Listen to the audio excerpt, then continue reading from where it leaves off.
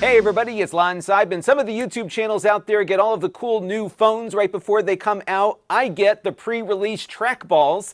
This is from Kensington. This is their new TB800. I saw this at a local trade show a few weeks ago, and they sent one along for me to take a look at.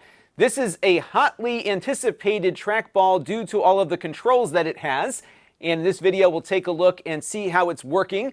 And I did look at some of the trackball forums prior to shooting this video to see what people were interested in. So hopefully I cover what people are curious about. Now, before we get into this, I do want to let you know, in the interest of full disclosure, that Kensington sent this to the channel free of charge. However, no other compensation was received. They have not reviewed or approved what you're about to see before it was uploaded, and all opinions are my own. I do want to add, though, that in the past I did some video work for Kensington on their Amazon page, some product demo kind of stuff. I haven't done that in a while, but I did want to let you know that there was a prior relationship here. So why don't we get into it now and see what this trackball is all about. Now, the price point on the new mouse here is $129. This is available for pre-order on Kensington's website along with Amazon. Now, if you buy the mouse on Amazon, they do give you a choice of mouse ball color. So this is the burgundy ball. There's also a silver ball version. Now, one thing I really like about the new trackball here is that the ball is held very firmly in place by these two tabs here. So when you place the ball in its receptacle here, it snaps in. Not hard, but enough to keep it from falling out, even when you flip it upside down here. So if you're somebody who likes to walk around the office with your mouse, you can do that now without having to chase the ball around. Now, like other Kensington trackballs, you've got a nice scroller here. This one feels really nice. It's got a nice weight to it. And in its default mode here, you can spin it and it will do some acceleration here as you're scrolling through a web page, for example. If I push this button here, it will turn into a click wheel and you can hear it. So it's not like a fake haptic thing. It's an actual mechanical click. And that will give you a feeling of clicking through line by line here. So you can actually feel each nudge of the scroll wheel as I go through this website here. So that's pretty neat. So that's the big scroll wheel here. And this, of course, will scroll up and down. But they've got two other scroll wheels on here. And let me pull up a spreadsheet here to demo those. So on the left-hand side, we've got this one. And what this one will do is scroll left and right. So this one will go up and down, and this one on the side goes left and right. And then this one on the right side will zoom in. And whatever your applications call for insofar as zooming is concerned, this will support that action. So in Excel here, it's kind of going like plus and minus to do a magnification of the spreadsheet. And then, of course, I can scroll left and right with the other wheel here. So you can do a lot here without having to pick up the keyboard or use any other mouse gestures. You can just get in just with the wheels here and navigate. There are ways to customize these controls depending on the application. I'll show you that in a little bit.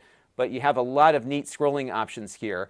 And they position these scroll wheels far enough away from where your fingers are normally sitting so that you don't hit them accidentally. I've been playing around with this all weekend, and I haven't had any inadvertent scrolls. The only time that I did was when I was demoing the mouse ball thing where I was flipping it over and I was grabbing it by the side here. So these wheels they don't feel stiff, but they're not loose. And I'm not finding that I'm hitting them by accident as I'm using the mouse for other things. So really it takes deliberate action here to activate these two wheels, which was pretty nice. And if you don't want to use them, you don't have to go through a whole software routine to do it. So on the bottom, they have switches to manually disable or enable all of the scroll wheels. So B here will disable the center scroll wheel, A will do the right one, and C the left one. And you can just flick these switches to turn them on and off. So you could, if you were in an application where you didn't want those wheels to activate at all, just switch them off and you don't have to go through any profiles or any other kinds of things to shut them down. So they thought about how people might use these things, and I think they have implemented this quite well for folks that really want a faster way to scroll left and right and zoom. The zoom will also work, of course, in other applications. So on this website here, if I put my mouse over here, you can see I can scroll in and out. And if I get in really close here, I can't scroll left and right just because my web page is reformatting for the flow. But you do have the ability to use the zoom in any application that supports that function natively. Additionally, you've got some other buttons here at the top. So for example, if I jump into this article here and I hit the button on the far right, that will act as a back button This button will go back forward. I can do my volume controls here at the top as well.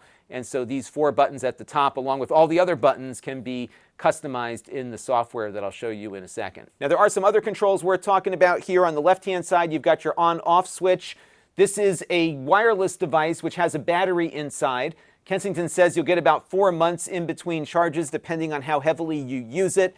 It will work with Bluetooth, and you can pair it up with 2 different devices. You can connect it directly via USB-C, which is what I have it running with now. And there's also a wireless dongle in here too. And this will connect up to a USB-C port. So you could theoretically have this working with 4 different devices. And what you can do is toggle between them with this button right here. And that will jump between the different modes, the 2 Bluetooth modes, the hardwired connection, and the dongle connection. So you do have some connectivity options there. On the other side, you have a DPI switch, so this will adjust the sensitivity on the fly. And then this button here, labeled Hertz, is the polling rate. This will go up to 1,000 Hertz for its polling rate. It's pretty much right up there with some of the popular gaming mouses insofar as sensitivity is concerned. So if you have a high refresh rate display and you really want the best accuracy and the minimal amount of lag, setting it at the highest refresh rate, 1,000 Hertz, will give you much better accuracy. It'll feel a lot smoother. Just note, though, that that high polling rate only works with the USB dongle or a USB-C connection directly, as the Bluetooth mode does not support the higher polling rate. Let's take a look now at the software. Now, the software is called Kensington Connect. They spell Connect with a K. And when you load it up, you will see a visual representation of your device, and you can configure what all of the buttons do. So for example, if I wanted to change what the back button here does, I can jump in here and it will give me a huge list of options that I can do with that button, including, of course, AI, because everybody needs an AI button these days. But there are some more useful things, like you can have it automatically drop in a text snippet. You can set up a macro, which will do a whole bunch of different actions that you program into it. You've got other system kinds of things that you can configure here as well. Pretty much anything you can think of, you can map to a button. You can change the left button here. You just have to assign the left click to something else first, so they give you a way of getting yourself out of trouble if you should move that left click around. You can also, of course, configure the buttons here at the top, and you can see what their defaults are. Right now I've got it in easy mode, but if I put it into advanced mode here, I can also configure what happens when I push 2 buttons together. So for example, I can match the top 2, the bottom 2, along with the left and right 2, and have an action occur when those buttons are pressed together. Or of course, you can leave it simple and keep easy mode going. Pointer here is pretty simple, but you can change the pointer speed and the responsiveness and acceleration, so you can really dial in a setting that works for you. And then on the DPI settings here, as I push the DPI button, you will see that setting change as I cycle through. So you have a range of 400 to 1600 on the DPI, and the polling rate here will go from 1,000 to 500 and back up again. I believe on Bluetooth it'll go down to the 250. So you do have the ability to see what those buttons do, and it's nice to be able to make those changes with the button as opposed to having to do something in software every time to adjust the sensitivity. And of course, if you don't have the software installed, the mouse will still work with those default settings. And then you also have your single axis movement, so you can, if you want to draw straight lines, for example, implement a key press that will allow your mouse to only go left or right or up and down. Additionally, you can set these settings based on specific applications, so you can have your video editing app, for example, do something specific if you wanted the scroll wheels to behave differently or something along those lines. And on that note, if we go back to scrolling here, you can see what our settings are just by clicking on each of these scroll wheel settings to change what they do. So as you can see right now, the right one is defaulting to zooming in and out, but you could have it do a vertical scroll if you'd prefer. And then you can, of course, jump in and have it do a whole bunch of other things as well. So you've got a lot of customization that you can bring to bear on this, and I think that's why these trackballs often are so popular, because they do give people a lot of options for how to use them. So overall, I'm very pleased with this trackball. I've been using these Kensington devices now for probably 35 years. This is my first trackball that I bought back in like 1989 or 1990 for my Apple IIgs over there. This thing still works. It's a very high quality device, and this one kind of continues that lineage. This one, of course, is iterated from some of their more modern trackballs. We've seen this design before, where you've got these big, huge buttons, and no matter what your technique or hand size is, this is likely going to work for you, because these buttons, especially on the bottom, are nice and big and easy to get to. You can click them from any point. So all in, it feels really, really nice. I love the weight of the scroll wheel here in particular. I prefer it in its free spinning mode here, but of course you can enable the click if you want that instead. And it's nice that it's a physical click and not some software thing, so you can get good haptics here very quickly without much configuration. Also nice that they've got all the buttons on there.